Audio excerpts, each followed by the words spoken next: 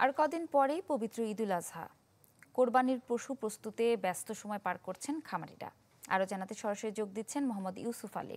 ইউসুফ,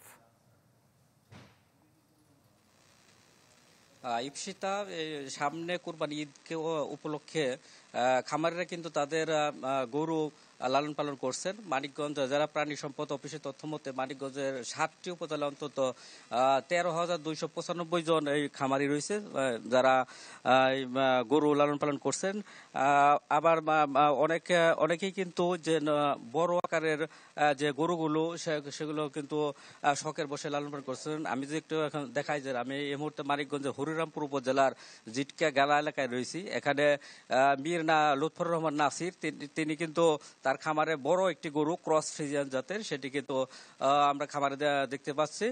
সেটি কিন্তু সামনে কোরবানি ঈদকে উপলক্ষে কিন্তু তারা লালন পালন করে যাচ্ছেন এবং উনি আরো গত 20 বছর ধরে এই তার খামারে বড় গরু লালন পালন করে। এই বড় গরুর পাশাপাশি এখানে তো যে দেশীয় জাতের যে ষাঁড় গরু সেগুলো কিন্তু রয়েছে। এখানে আরো 13টি দেশীয় জাতের গরু রয়েছে। অর্থাৎ মানিকগঞ্জের 7টি উপজেলায় খামারিরা কিন্তু গরু লালন পালন করে যাচ্ছে। তবে খামারিরা বলছেন যে না, আসলে বড় আকারের যে গরু রয়েছে সেগুলি আসলে বিক্রি করতে একটু কষ্ট হয়।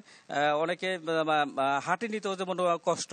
তো তারা চাচ্ছেন যে খামার থেকে এসে ক্রেতারা যদি এসে দেখে শুনে নিয়ে যায় তবে কিন্তু সুবিধা হয়।